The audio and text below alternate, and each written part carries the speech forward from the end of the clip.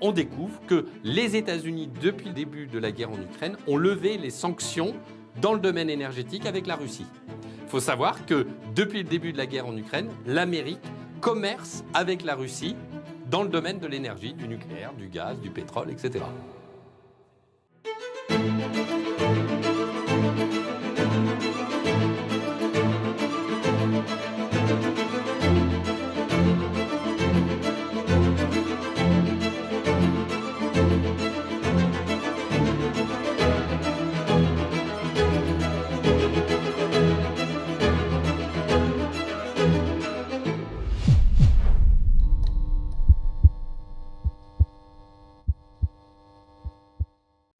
Fabien Bouglet, bonjour. Bonjour Marc Baudrier. Vous êtes expert en politique énergétique, bien connu de Boulevard Voltaire et des Français. Vous intervenez sur de nombreuses chaînes d'information et autres pour éclairer les grands enjeux énergétiques du pays. Vous avez publié plusieurs livres sur le sujet. Les éoliennes, la face noire de la transition écologique. C'était en 2019, Nucléaire, les vérités cachées en 2021. Vous avez publié il y a quelques mois Guerre de l'énergie au cœur d'un nouveau conflit mondial, livre passionnant, 297 pages précisément, publié aux éditions du Rocher. Alors nous sommes en période de réserve préélectorale, à la veille du premier tour des élections législatives. Nous ne parlerons donc pas de politique partisane, ni du rôle des responsables politiques et des partis.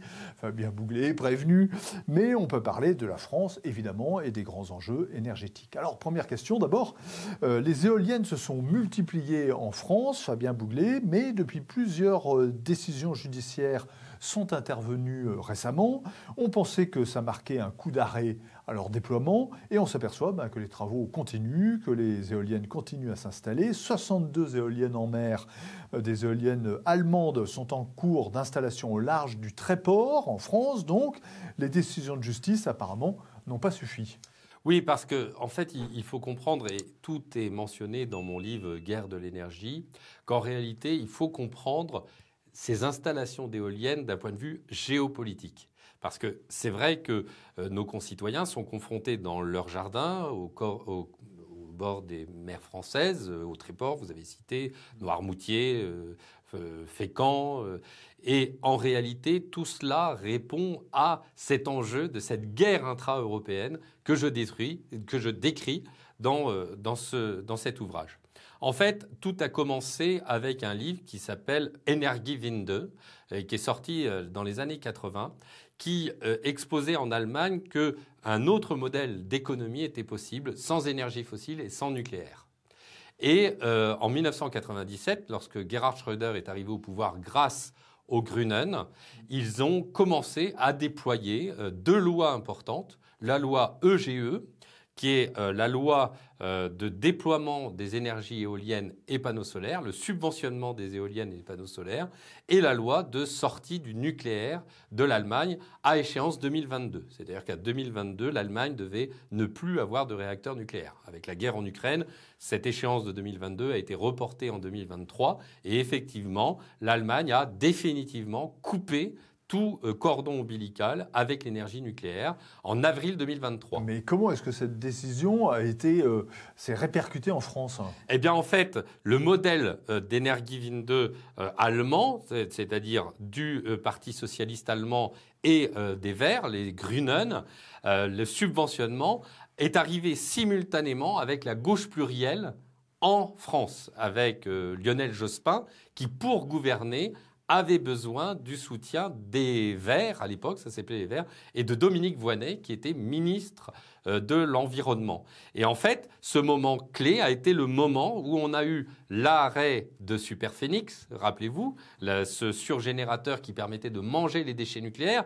D'ailleurs, Dominique Voynet, à l'époque, a fait une vidéo pour expliquer qu'elle s'était organisée pour éviter que dans le cadre de la Commission européenne, les nucléaires soient considérés comme énergie verte.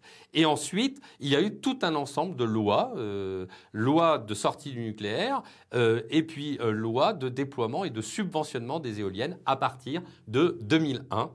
issu de ce gouvernement d'alliance des gauches. Mais alors, quel est le rapport avec l'Allemagne dont vous parliez? Eh bien, parce qu'en fait, le modèle allemand s'est répercuté. C'est dupliqué à partir de là. Voilà, subvention des éoliennes, sortie du nucléaire, parce qu'en fait, le parti des Verts était le parti frère du parti des Grünen. Et on verra plus tard, dans mon livre, je l'explique, il y a tout un ensemble d'écosystèmes, d'ONG allemandes ou de fondations allemandes qui sont au cœur de cette politique pour influencer la vie politique française. Mais alors justement, on avait vu des décisions juridiques en France qui étaient très défavorables aux éoliennes, à l'implantation des éoliennes. Alors ça avait fait naître un peu d'espoir dans tous les partis anti-éoliens et chez tous les Français qui s'opposent à ces éoliennes. Et puis, on a l'impression que le déploiement se poursuit. Oui, parce que, en fait, si vous voulez, on est dans une véritable tension géopolitique entre l'alliance Energiewende à partir de l'Allemagne, c'est-à-dire les pays qui suivent l'Allemagne dans le déploiement des énergies intermittentes, et la France qui a, en 2021, décidé de relancer l'atome, mais qui est dans un en même temps nucléaire éolienne. Et de ce fait, depuis 2001, on a un déploiement des éoliennes, on a une résistance qui est de plus en plus forte sur les territoires, avec une fédération, la Fédération Environnement Durable, qui représente 1800 associations, qui fait une guérilla juridictionnelle contre ces éoliennes et qui obtient des grandes victoires, comme par exemple le Conseil d'État qui a accepté d'annuler un parc éolien à Illiers-Combray parce qu'il portait atteinte à l'œuvre de Proust, ou ce préfet qui annule un parc éolien parce que ça atteint le paysage de Camille Pissarro. Et donc, effectivement, vous avez ce double mouvement qui est piloté par la Commission européenne parce que, en fait, il y a des objectifs européens qui ont été instillés par l'Allemagne au niveau de la Commission européenne pour imposer à la France ce déploiement d'éoliennes, alors que la France veut développer le nucléaire depuis 2021. Et donc, ce en même temps conduit à cette période de flottement avec, effectivement, d'une part des décisions très défavorables à la filière éolienne et en même temps des objectifs qui sont maintenus en déploiement d'éoliennes. Ce qui fait que ça crée des tensions extrêmement fortes dans les territoires français. D'accord. Donc les anti-éoliennes obtiennent des victoires d'étape, mais la victoire définitive reste à venir. Exactement. C'est ça. On est obligé de ne pas pouvoir évoquer la suite parce que c'est évidemment l'évolution du contexte politique qui décidera de cette feuille de route, soit en fonction du résultat. Voilà. Si c'est et des programmes des différents partis. Exactement. Soit l'extrême gauche qui veut déployer des éoliennes, soit l'extrême centre qui veut déployer des éoliennes couplées au nucléaire, ou soit la droite souveraine qui veut arrêter l'éolien et déployer le nucléaire. Et ça, ce sont les urnes qui décideront. Voilà, donc suite au prochain numéro. Alors, autre sujet, au 1er juillet, le prix repère du gaz va augmenter de 11,7% par rapport au mois de juin 2024. Vous avez vu ça, Fabien Bouglet, une hausse qui est très forte et qui s'explique, selon le gouvernement, par l'application du nouveau tarif des réseaux de distribution de gaz naturel, je cite, et par la hausse des prix de gros du gaz naturel. Alors, que s'est-il passé? Est-ce que la hausse du gaz est imparable et jusqu'où est-ce qu'on va monter comme ça à l'échelle Alors là, il faut vraiment déployer et expliquer ce qui s'est passé. On a d'abord eu un marché du gaz extrêmement bas jusqu'en 2021. Et puis en 2021... En France. Dans le monde. En 2021, il y a eu une crise gazière. En octobre 2021, avant la guerre, c'est pas du tout la guerre qui a fait exploser le prix du gaz, il y a eu en Europe une sécheresse des vents en Europe. Les éoliennes se sont mis à ne plus tourner avec un record historique de baisse des régimes de vent, ce qui fait que l'Allemagne a eu besoin d'importer énormément de gaz, ce qui, plus des problèmes en Australie et en Chine, a fait exploser le prix du gaz, qui a été monté parfois multiplié par 10. Et puis pendant toute la guerre en Ukraine, avec l'explosion de Nord Stream, des gazoducs Nord Stream, on y reviendra en fin d'entretien. En septembre 2022, ce marché du gaz a explosé. Et comme le marché européen de l'électricité dépend de l'unité de production la plus chère, les centrales à gaz ont déterminé le prix de l'électricité. Mais depuis lors, le marché du gaz puisque même si Nord Stream a explosé, le gaz naturel liquéfié s'est développé partout dans le monde et en fait le prix du gaz a largement baissé et est revenu à des niveaux historiquement bas ces derniers temps. Donc l'argument du gouvernement, même s'il y a eu récemment une augmentation du marché, mais en réalité ce que le gouvernement cache, c'est qu'en réalité les prix du gaz augmentent pour deux raisons. Leur argument, c'est de dire, en fait, on a eu moins de consommation de gaz et donc tout ce qui est la logistique de transport coûte plus cher, donc c'est moins rentable. Donc on est obligé d'augmenter parce qu'on a moins consommé. C'est l'argument du gouvernement. Hein. C'est quand même incroyable. Et par ailleurs, l'augmentation est liée à l'augmentation des taxes sur le gaz. C'est pas du tout lié au marché, c'est lié aux taxes sur le gaz. Donc, en réalité, et on a même entendu Bruno Le Maire évoquer le fait que l'augmentation du gaz était liée à la guerre en Ukraine, qui n'a absolument aucun rapport, mais ce sont bien les augmentations de l'électricité et du gaz qui interviennent actuellement, sont liées aux infrastructures du gaz et aux infrastructures de l'électricité. Les augmentations de l'électricité, c'est exactement la même chose, puisque là, on est arrivé avec une production nucléaire beaucoup plus forte, sont liées aux augmentations des taxes. Les taxes pour financer les subventions aux éoliennes, la TIFCE, et les taxes de raccordement qui s'appellent le TURP. Et ce sont ces deux taxes qui plombent la facture d'électricité des Français. Et ça n'a absolument rien à voir. Et la facture de gaz. Et la facture de gaz. Alors, la facture de gaz ne comprend pas ni la TIFCE ni le TURP, mais des taxes de raccordement qui ne sont pas celles dans le matière électrique. Et la partie des taxes sur une facture de 100 € des particuliers, quel est le poids de la taxe? C'est presque 40, beaucoup plus que 40%. Plus que 40%, oui. Donc c'est presque le TURP, c'est 30 à 40%. Ouais. Les raccordements, c'est plus d'un tiers. Ouais. Et la TIFCE, c'est aussi une part importante. Ce qui fait qu'à la fin, le coût de l'électricité, à proprement parler, représente 20 à 30% de la facture d'électricité payée par les Français.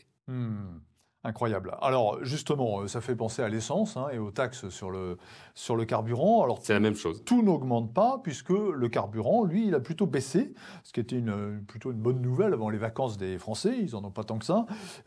Et vous parlez dans votre livre de pénurie et du risque d'inflation énergétique. Alors là, en l'occurrence, c'est pas le cas en ce moment. Non, là, c'est pas le cas en ce moment. Mais quand je parlais de ça, je parle à long terme, puisqu'en fait, il faut bien comprendre qu'on a un conflit mondial, un peu comme dans Tintin et l'or noir, si vous voulez. Aujourd'hui, on est dans une troisième guerre mondiale. Cette guerre mondiale est une guerre de l'énergie.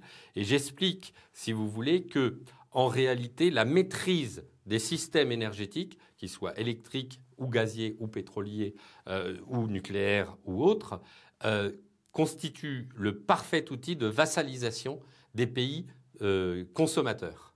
Si vous êtes un pays producteur et consommateur, vous n'avez pas de problème. C'est le cas des États-Unis. Producteurs-consommateurs, depuis 2016, les États-Unis sont indépendants énergétiquement. C'est-à-dire que grâce au développement du gaz de schiste, les États-Unis n'ont pas besoin d'importer de matières énergétiques. Les Russes sont autonomes énergétiquement également depuis des années. Ils ont les ressources minérales. Donc, au milieu, l'Europe doit importer 55% de ses ressources énergétiques. Donc, elle dépend corps et âme de ses fournisseurs. Et toute cette guerre mondiale de l'énergie, et ce qui se passe en Ukraine, est liée à cette tension entre les États-Unis et la Russie qui essayent de vassaliser l'Europe pour maîtriser l'Europe. Donc, quand je parle de pénurie, je veux dire simplement qu'en réalité, l'Europe, en ayant cette dépendance énergétique trop forte, je rappelle, 65% pour l'Allemagne, 70% d'importation pour l'Italie, l'Espagne et le Portugal, et 45% seulement pour la France grâce au nucléaire français. Eh bien, cette dépendance peut créer une dépendance géopolitique et donc une dépendance politique. Et donc, simultanément à cet enjeu de tension sur le gaz et le nucléaire que nous connaissons en Europe, eh bien, il peut y avoir effectivement un jeu de concurrence qui a montré, et en tout cas la crise énergétique de 2022-2023, a montré qu'on pouvait avoir des pénuries énergétiques dans ce conflit mondial. Et d'ailleurs, Vladimir Poutine, actuellement, dans cette guerre en Ukraine, torpille, détruit des unités de production électrique parce que c'est le nerf de la guerre. Je l'explique dans mon livre. L'énergie, c'est le sang d'un pays.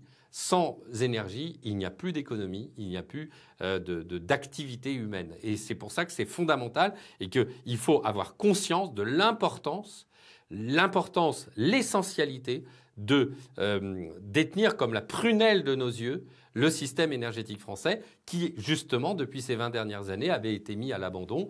Rappelez-vous, Henri Proglio, en commission d'enquête parlementaire sur le système électrique français, avait évoqué sur le fait que EDF était la cible des Allemands et que les Allemands avaient réussi à détruire EDF. Donc il y a un vrai travail parce que, en fait, derrière cette maîtrise de notre réseau électrique et de notre fabrication d'électricité, il y a toute notre économie et ça peut aboutir à une décroissance économique et à des pénuries parce que tout dépend de l'énergie. L'agriculture, l'industrie, la santé, l'ensemble de la société fonctionne parce que nous avons de l'électricité. Vous, Boulevard Voltaire, votre développement, vous l'avez parce que vous avez de l'électricité pas chère. Et donc, l'objectif de ces pays qui sont en guerre contre la France, ils sont pas, personne n'est sympa dans ce conflit mondial, eh bien, c'est de vassaliser l'Union européenne et d'en faire un vassal et de les détenir par la maîtrise de l'énergie. Est-ce qu'il y a une fatalité? Est-ce que nous l'avons perdue, cette guerre? Nous ne l'avons pas perdue et il y a eu 2 blocs qui se sont déployés. Le bloc de l'Energiewind 2, comme je l'évoquais, le bloc qui est tenu par l'Allemagne, des pays qui pensent que c'est par les énergies intermittentes, les éoliennes et les panneaux solaires que l'on pourra assurer la souveraineté énergétique de l'Europe. Mais le problème, c'est que comme c'est intermittent, il nous faut des backups au gaz et au pétrole ou au charbon comme en Allemagne.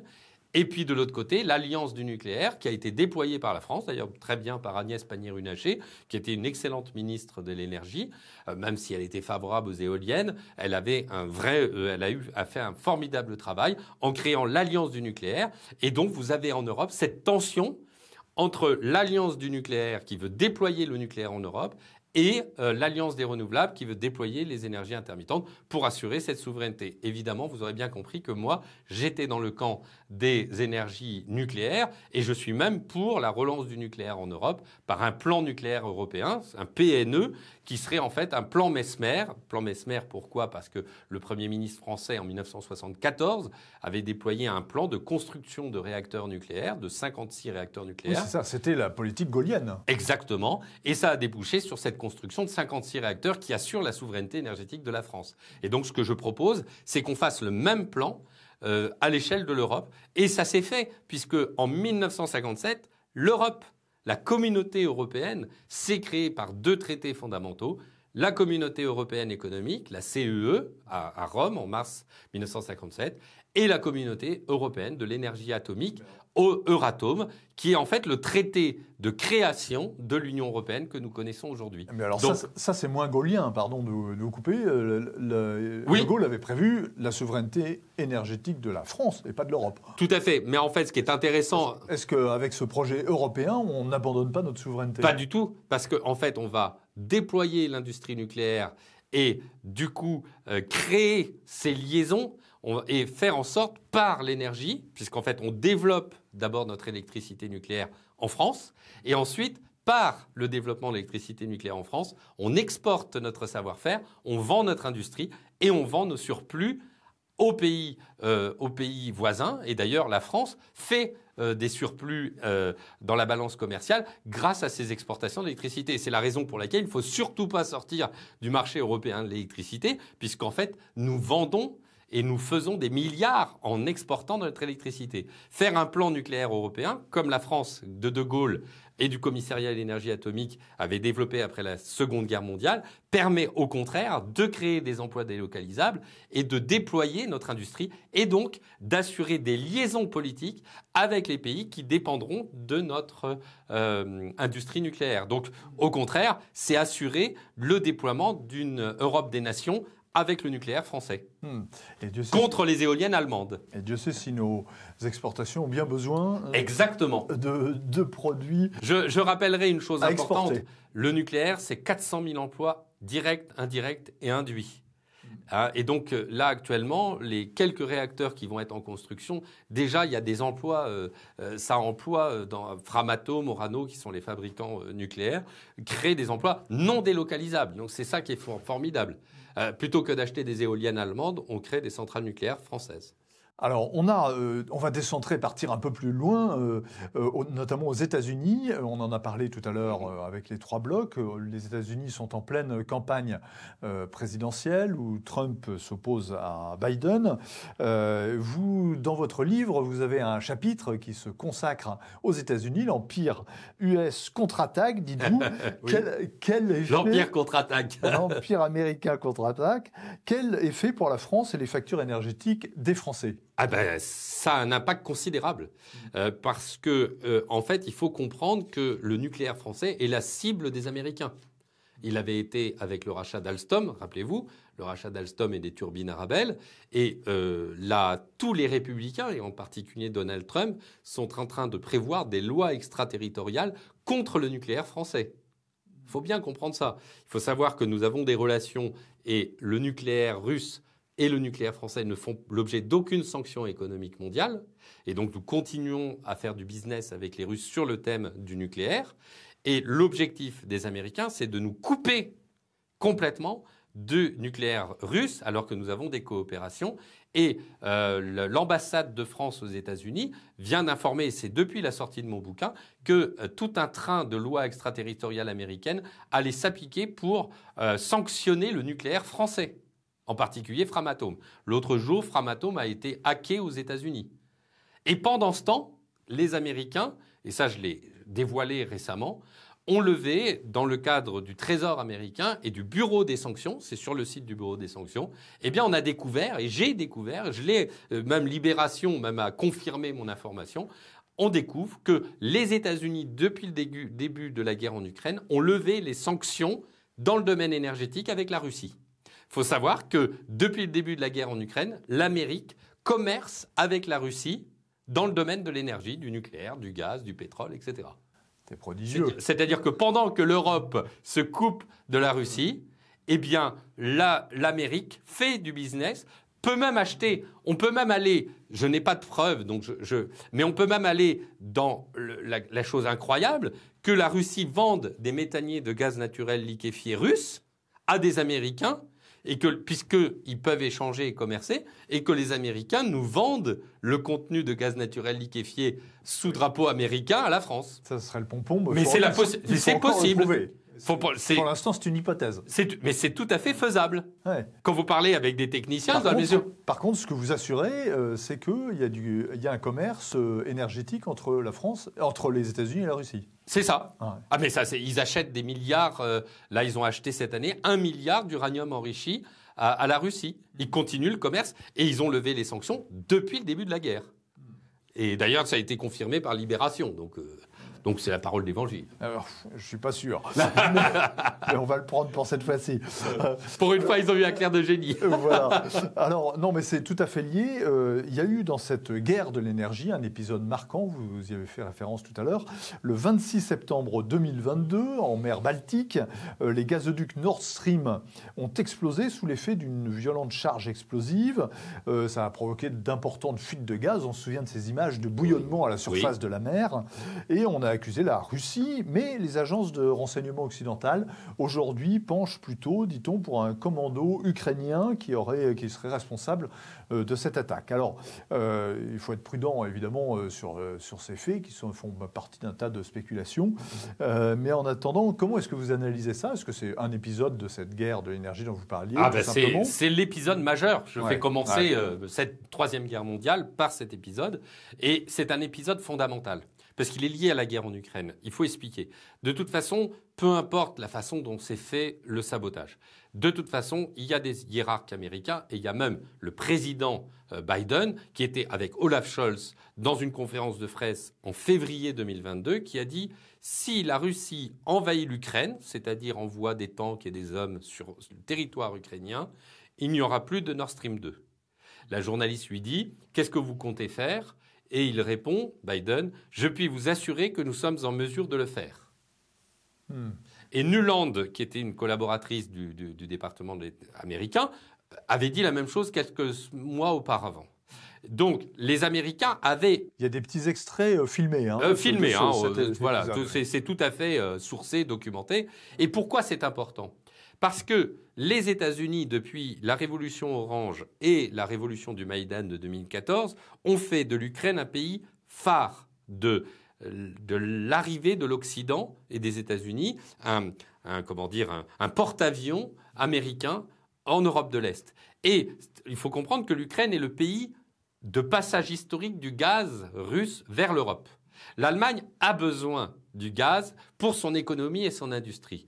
Et comme il y a des tensions entre l'Ukraine, la Russie, Ukraine, tensions fomentées par la CIA, tout ça est documenté, eh bien, Gerhard Schröder, qui fait son Energiewende... Fomenté par la CIA, c'est tout à fait contesté, je crois. Voilà, mais enfin, bon, peu importe. De toute façon, ce qui est clair, c'est que Gerhard Schröder, lui, dans le cadre de l'Energiewende, il a besoin de gaz. Et donc, il fait un accord avec Vladimir Poutine, un pacte germano-soviétique des temps modernes, pour recevoir du gaz directement de Russie.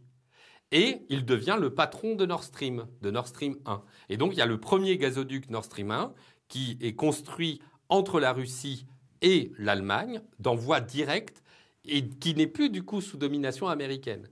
Là, ils construisent 55 milliards de mètres cubes. Un gazoduc qui peut transporter 55 milliards de mètres cubes, ce qui représente, bon an, mal an, ce qui passe par l'Ukraine. En combien de temps 55 En un an. En un an, ouais.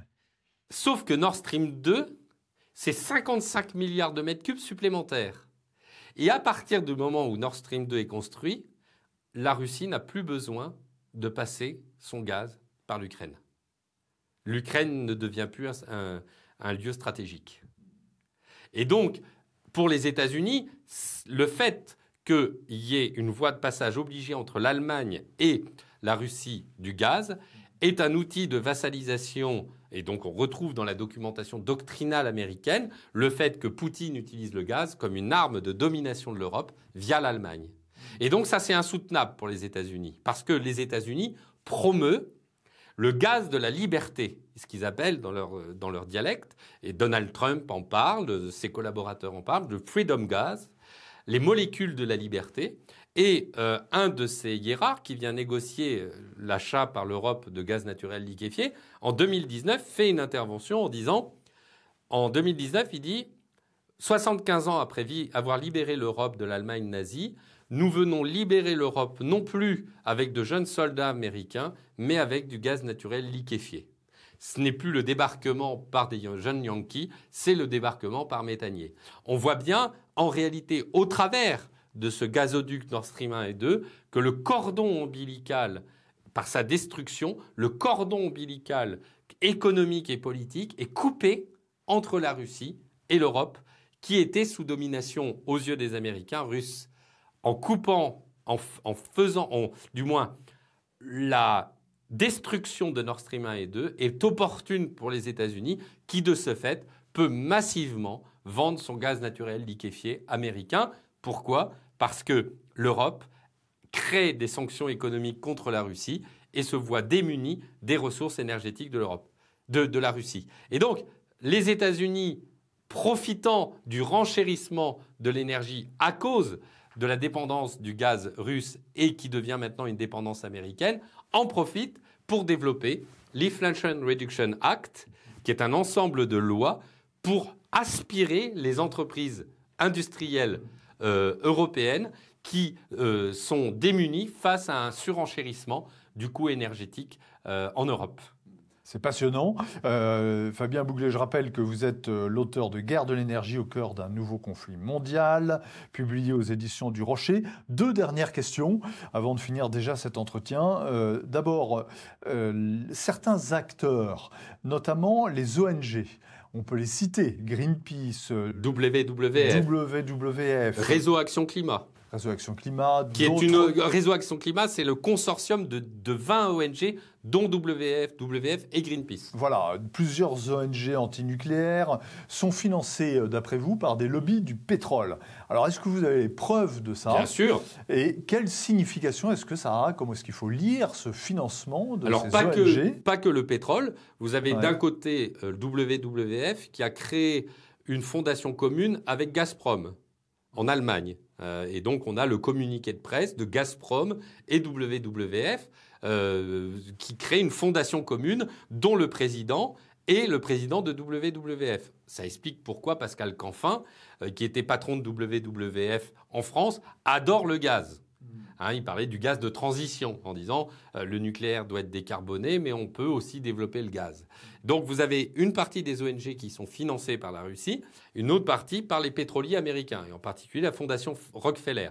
Greenpeace, il y a des éléments sur le site même internet de la fondation Rockefeller. Il faut rappeler ce qu'est Rockefeller. Rockefeller a fait fortune dans le pétrole. C'est une fondation pétrolière liée à l'industrie du pétrole. Et donc vous avez tout un ensemble de techniques et vous avez les Amis de la Terre. Les Amis de la Terre, qui ont été les organisateurs de la lutte antinucléaire dans les années 70 en France et en Allemagne, qui ont lutté contre Fessenheim, qui ont lutté contre Wil, la centrale de Wil en Allemagne, et qui ont été financés par les différents magnats du pétrole que je cite avec les preuves. Les premières associations antinucléaires ont été financées par les pétroliers américains. Et donc, on le voit bien. Pourquoi ? Parce qu'évidemment, plus de nucléaire, c'est moins de dépendance aux énergies fossiles. Voilà, donc c'est encore un élément du jeu. Une pièce dans le jeu d'échecs des énergies. Exactement. En Europe et dans le monde. Et vous voyez bien que la Russie et les États-Unis ont un intérêt à affaiblir le système énergétique européen. Donc surtout ne développez pas de nucléaire, puisque le nucléaire est la seule voie d'indépendance du système énergétique européen. Pour vassaliser l'Europe, il faut maintenir l'Europe dans un système énergétique faible, intermittent, des éoliennes qui fonctionnent quand il y a du vent, des panneaux solaires qui fonctionnent quand il y a du soleil. Mais quand il y a l'intermittence, eh bien, qui en profite ? Ce sont les gaziers, les pétroliers et ceux qui vendent du charbon. Extraordinaire. Est-ce que, dernière question, Fabien Bouglet, la paix énergétique est-elle possible ? Tout à fait. La paix énergétique est possible et revient à ce que j'ai évoqué tout à l'heure. La paix énergétique suppose un rééquilibrage et une baisse de la dépendance énergétique de l'Europe.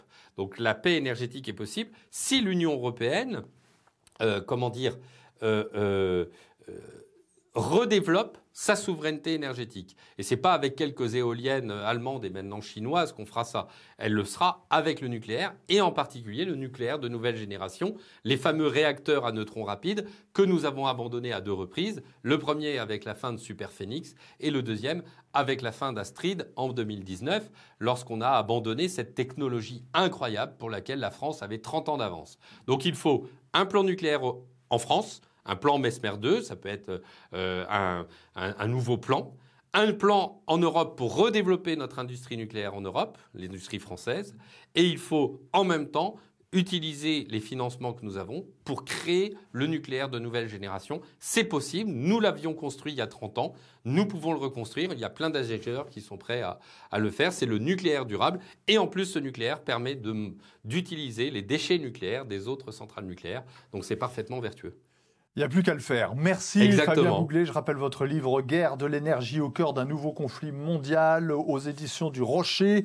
Merci à vous qui nous avez suivis. Allez visiter notre site bvoltaire.fr. Abonnez-vous à notre chaîne YouTube et à Boulevard Voltaire. Le quotidien de la France droite, c'est indispensable et c'est gratuit. Soutenez notre combat, c'est important. Vous trouverez toutes les indications sur notre site web bvoltaire.fr. On se retrouve la semaine prochaine avec un nouveau grand invité.